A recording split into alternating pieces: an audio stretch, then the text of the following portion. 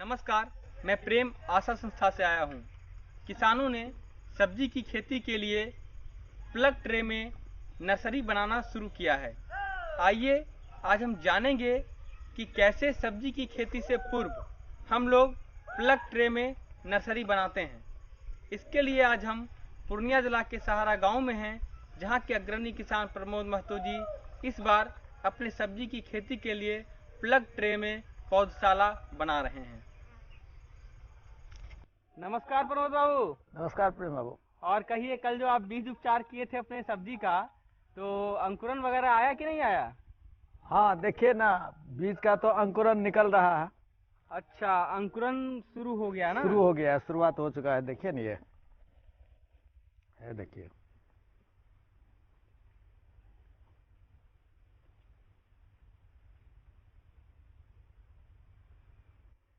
ठीक है प्रमोद बाबू, अब अंकुरन का शुरुआत हो गया है।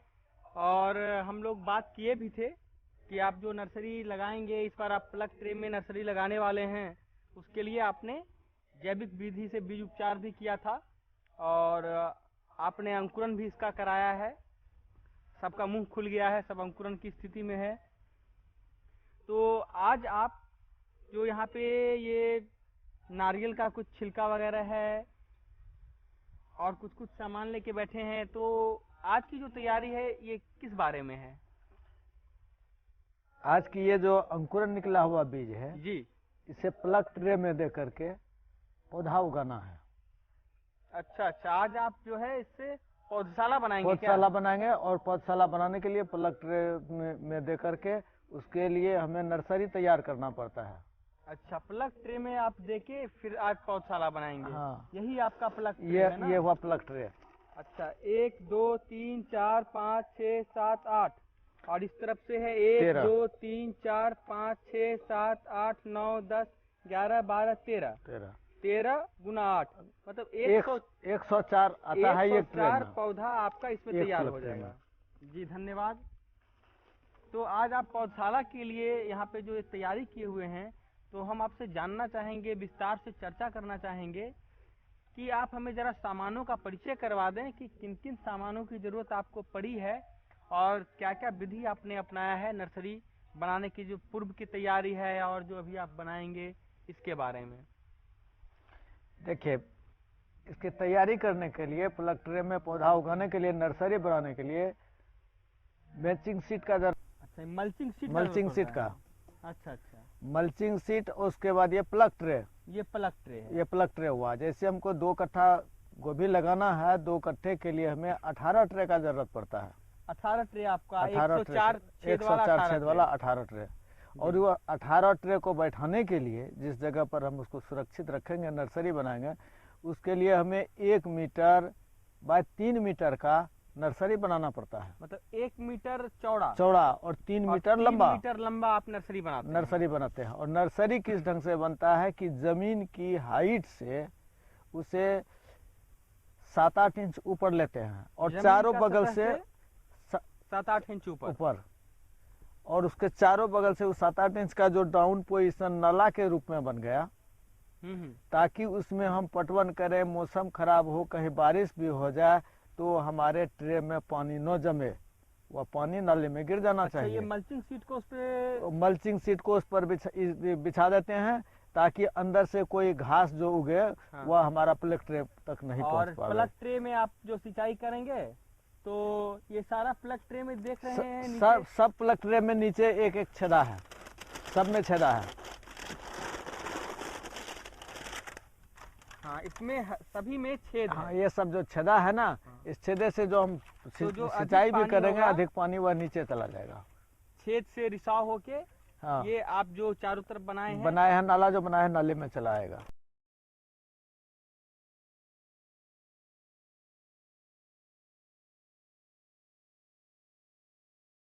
तो आप जो ये नारियल का छिलका वगैरह लिए हैं, नारियल का छिलका नहीं है। तो क्या है ये? कोकोपीट बोलता है इसको। अच्छा, ये कोकोपीट है। कोकोपीट है। और ये कोकोपीट यही जो आप लेके यहाँ बैठे हुए हैं? हाँ, ये कोकोपीट 5 किलो का है। अच्छा। इस जो है पूरा 5 किलो का है, लेकिन हमें 18 सीट में 5 किलो नहीं लगना है।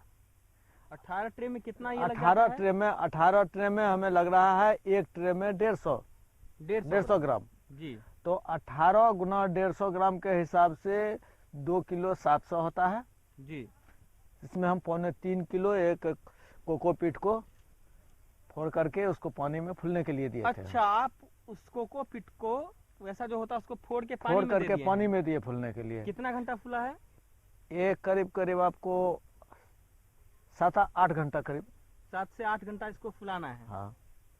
अच्छा, 7 से 8 घंटा फुलाने के बाद आप इसको यहाँ पे फैलाए हुए हैं। फुलाने के बाद इसे जिस बर्तन में दिए थे, जैसे प्लास्टिक का बड़ा बाल्टी था उसमें दिए थे, तो जी। उसके मुंह पर मच्छरदानी दे करके सुबह इसको उल्टा करके इससे जितना पानी था निचोड़ के निकाल दिए। सारा अतिरिक्त पानी आप निकाल अतिरिक्त दिए। पानी निकाल दिए। अब ये गीला है, इसे हम ये प्लास्टिक के पर इसको बिछा दिए, नीचे पसार फैला दिए हैं। हाँ, फैला दिए ताकि इसमें से ये भरभरापन आ जाए, थोड़ा भुरभुरा हो जाए। अब ये भुरभुरापन होने के बाद इसमें हमें मिलाना है अभी एक ट्रे में 250 ग्राम लगता है वर्मी कंपोस्ट खाद।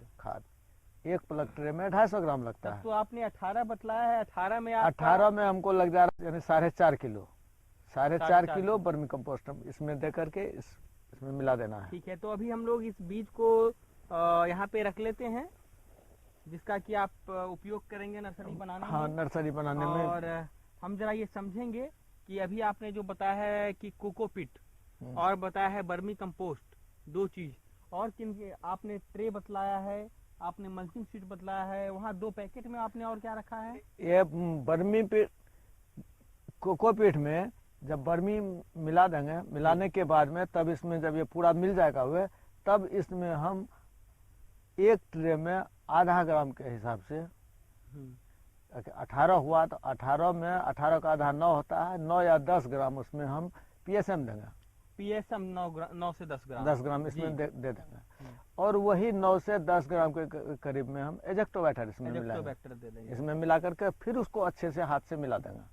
जब वह पूरा बन करके तैयार हो जाएगा, इसका रंग कुछ बदल जाएगा, कालापन पर आ जाएगा, जब ये बन करके तैयार हो जाएगा तब हम ये प्लग ट्रे में जो ये छेदा बना हुआ है इसमें से आधा से कुछ अधिक मात्रा में दे करके उंगली से हल्का हल्का उसको दबा देना।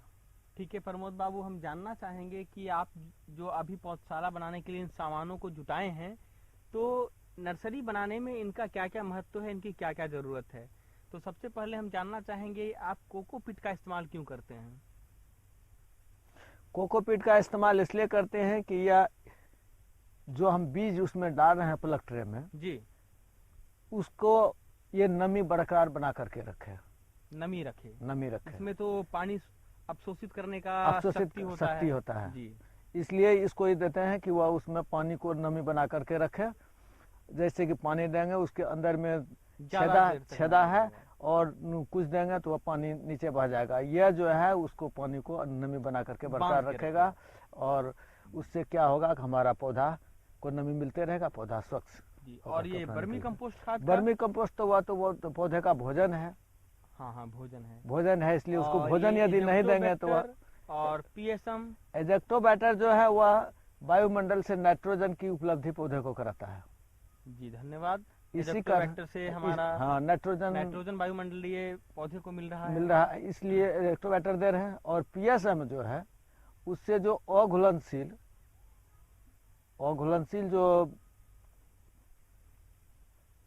अघुलनशील फास्फोरस जो है उसको वह घुलनशील बना करके उसमें पौधे को पहुंचाता है। पीएसएम का ये प्रकृति है, ये उसका नेचर है कि अघुलनशील फास्फोरस को घुलनशील बना करके पौधे को प्राप्त कराता है, उपलब्धि करता है। तो आज जरा हमें करके दिखाएं, अभी जो आप इसमें वर्मी कंपोस्ट मिलाने वाले हैं, इसमें कितने देर तक वर्मी कंपोस्ट को मिलाएंगे आप? जब तक कि ये पूरे ढंग से मिल नहीं जाए। लगभग कितना समय लग जाता है? लगभग इसको मिलाने में आधा घंटा तो टाइम लग ही जाएगा। आधा घंटा, ठीक है। जरा हमें आप मिला के बताएं कि कैसे इसमें मिलाना है।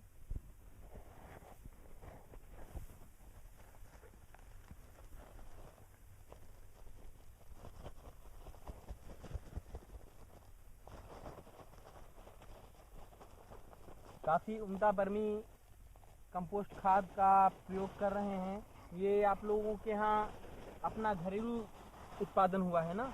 हाँ, ये हम लोग अपने घर में ही बनाए हैं। आशा संस्था से हम लोगों को बताया गया था जी। और उन्हीं के बताने के मुताबिक वही शुरुआत करवा के गए हैं।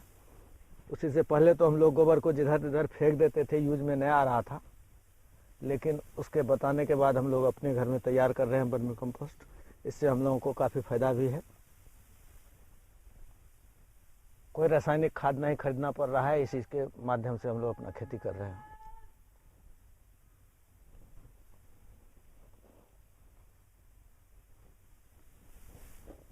तो अब इसे आप इस कोकोपीट फूले हुए पानी में फूले हुए कोकोपीट में अब ये बर्मी दे करके इसको हाथ से ऐसे करके मिला देते हैं। हम भी जा करके देखते हाँ, हैं। देखिए करके ऐसे इस तरह से रगड़ना है, हथेलियों के बीच में लेके। हथेलियों के बीच में ऐसे रगड़ने से इसमें जो गुंडी मुंडी होगा, ये तो मोटा होगा, वो अभी महीन हो जाएगा और अच्छे प्रकार से मिल जाएगा। देखिए प्रेम बाबू, अब इसको आधे घंटे तक मिला दिए, इसका अब रंग भी भूरापन पर आ गया है। और ये जो कोकोपीट जो है, ये नारियल के छिलका का पीस करके बारीक करके उसको जमाया जाता है। नारियल का छिलका को डस्ट बना करके इसको जमाया हुआ है। जी जी।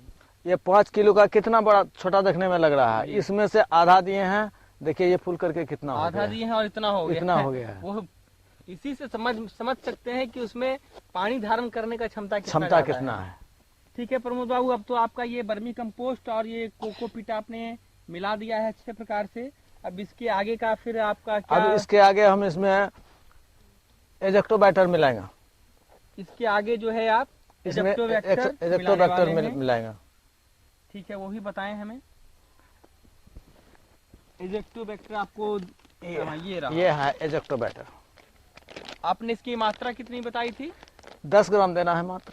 10 ग्राम 18 ट्रे के लिए 10 ग्राम की जरूरत पड़ रही है।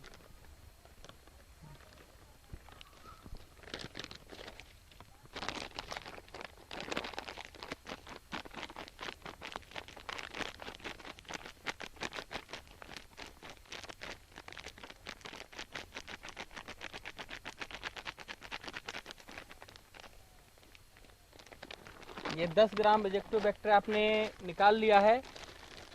अच्छा, मिलाने से पहले इसमें हाथ में ये पॉलीथिन लगाना पड़ता है। जी जी।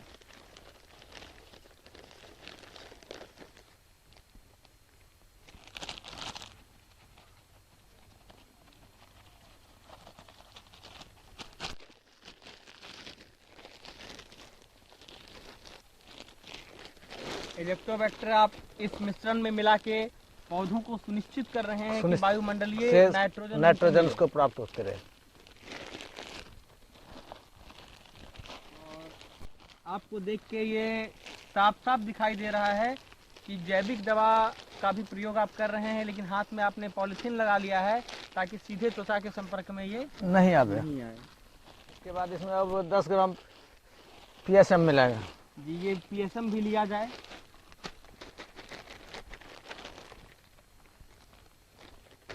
इसमें लगभग 10 ग्राम PSM लेना पड़ेगा ना? हाँ, 10 ग्राम PSM लेना है। जी, 10 ग्राम PSM ले लिया गया।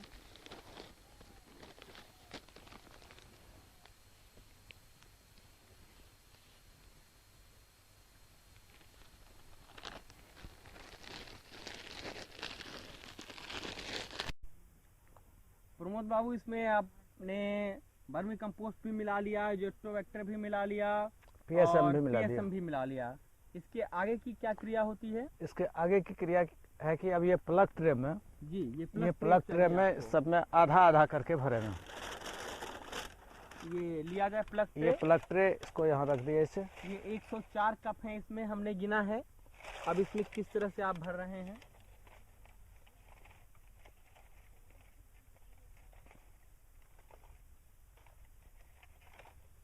इसको पूरा नहीं भरना है, आधा आधा ही अभी भरना है। हाँ प्रमोद बाबू, अब ये ट्रे तो आपका भर गया है। तो अब इसमें उंगली से दबा करके इसमें इसे उंगली से थोड़ा थोड़ा दबा देना है, चूंकि इसमें बीज भी देना है हमको। अब बीज के बाद फिर इसमें, हाँ ये तो हल्का होता है, हम लोगों ने जो भरा है उंगली से दबाने से ये सही रूप से भर जाएगा।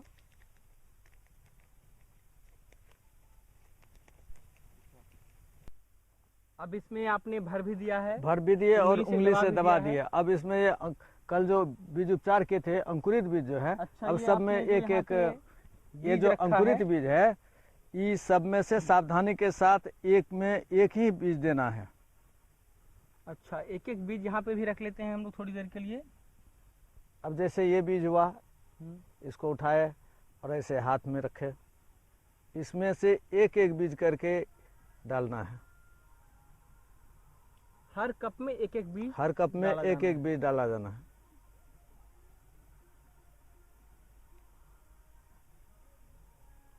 सब में मुंह फट चुका है।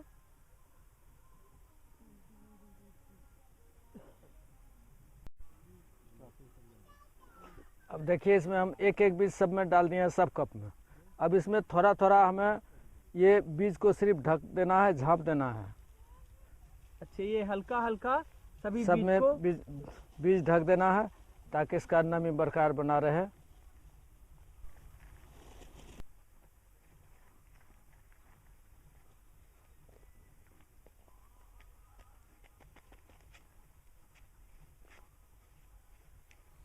देखिए प्रेम बाबू, अभी एक ट्रे ये हमारा तैयार हो चुका है जी। इसमें बीज भी डाल चुके बीज भी हैं डाल चुके हैं, ऊपर से ये भी डाल दिया। अब इसको हम साइड में रख लेते हैं। इसी प्रकार से हम 18 ट्रे को 18 ट्रे हम लोग और भर करके उसमें बीज डाल करके तैयार कर लेंगे। एक तो हो गया है, अब 17 की जरूरत है। 17 की जरूरत है। अब इसको भी हम इसी तरह से डाल करके थोड़ा थोड़ा करके, जैसे हम लोगों ने पहले किया वैसे कर लेंगे। बधाई हो प्रमोद बाबू, अब आपका ये पौधशाला तैयार हो गया है। आपने चौड़ा चौड़ा जो लगाया है ट्रे, 104 का एक ट्रे है और 9 इधर में है, 9 इधर में 18 ट्रे है लगा हुआ।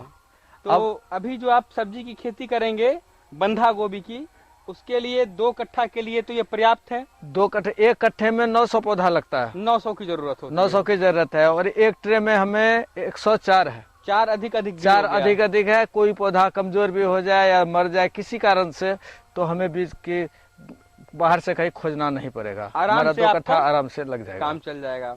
तो अब जो है आपने मल्चिंग सीट भी बिछा दिया था, हाँ, ट्रे भी लगा दिया, बीज भी रोपण हो गया है।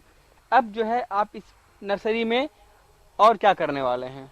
और ये चारों साइड से इसको खुट्टा दे करके इसे जाल, मच्छरदानी के जाल से ढकेंगे, ढक देना है। अच्छा, ये खुट्टा भी आप लगाएंगे? हाँ, खुट्टा भी लगाना है। ये कितने खूटे की जरूरत पड़ जाएगी आपको नर्सरी में? 10 खुट्टे की जरूरत पड़ जाएगी।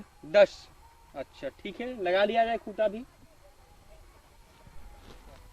देखिए प्रेम बाबू, अब इसके चारों बगल में हम खुट्टा भी लगा दिए हैं। हाँ, ये हम लोगों ने लगा लिया है। हाँ, ये खुट्टा लगा दिए, 10 खुट्टा लगा दिए हैं जी। अब इसके ऊपर नेट हमको दे करके ढक देना है, इसलिए कि हम लोगों को भी मच्छर काटता है तो मच्छरदानी लगाना पड़ता है। जी जरूर, मच्छर से बचाव के लिए मच्छरदानी का प्रयोग करना पड़ता है। उसी तरह से ये जो ट्रे से जो पौधा निकलेगा, उसमें वायुमंडल से बहुत प्रकार का कीट आकर के उस पर कोई आक्रमण न करे जी, तो उस आक्रमण से बचाव के लिए इसे हम नेट से ढक देते हैं। नेट से ढक देते हैं। और फिर इसमें सिंचाई आप कैसे करेंगे? सिंचाई तो नेट रहेगा, तो नेट से के ऊपर से भी हम सिंचाई कर देंगे। नेट के ऊपर से आप जो है झरना के मुताबिक इसको सिंचाई कर देंगे। नेट से के द्वारा अंदर पानी चला जाएगा। आपने काबिले तारीफ इसका प्रबंधन किया है अपने नर्सरी का, और आपने ये बिल्कुल वैज्ञानिक पद्धति का उपयोग करते हुए नर्सरी बनाया है। तो आइए अब हम लोग देखते हैं प्रमोद बाबू कि आप कैसे नेट का इसमें प्रयोग करने वाले हैं। हाँ, नेट आपने खरीद करके भी ले आया है नेट। अब इसी नेट को इसमें लगाना है। प्रमोद बाबू, आपने इतना सुंदर नर्सरी बनाया है, वैज्ञानिक पद्धति का इस्तेमाल करते हुए प्लग ट्रे का इस्तेमाल किया है, ताकि आपके पौधे भी स्वस्थ होंगे, जड़ सहित आप इसको निकाल के इसका प्रत्यारोपण कर पाएंगे, और जो भोजन चाहिए पौधों को वो भी आपने ट्रे में डाल दिया है। हम चाहेंगे कि आप किसान भाई बहन से अपने अनुभव को बांटें, इस तरीके के बारे में आप संदेश दें। सब किसान भाई बहनों को मेरा प्रणाम।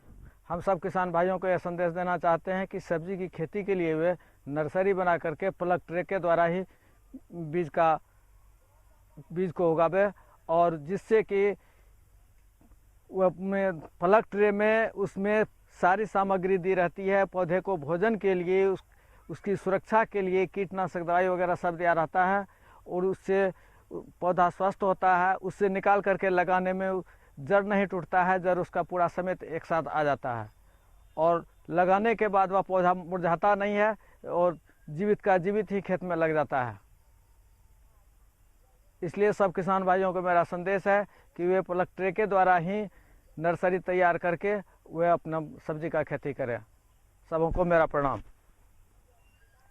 प्रमोद बाबू, आज जो आपने प्लग ट्रे में सब्जी की नर्सरी के बारे में बताया, आप बंधा गोभी की खेती करने जा रहे हैं, तो हमें बताएं कि नर्सरी बनाने में क्या किसान भाई बहन को कोई सावधानी भी बरतना है? हाँ प्रेम बाबू, नर्सरी बनाने में सावधानी तो बरतना ही है। सबसे पहला सावधानी है कि बीज को उपचार करके ही लगावें।